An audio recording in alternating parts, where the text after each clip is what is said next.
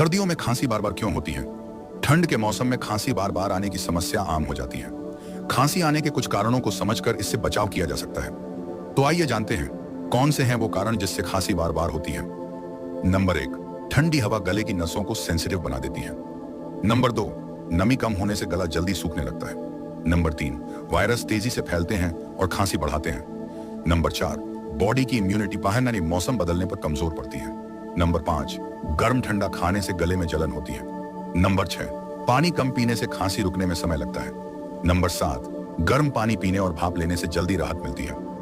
दोस्तों, वीडियो अच्छी लगे तो सब्सक्राइब जरूर कर लेना।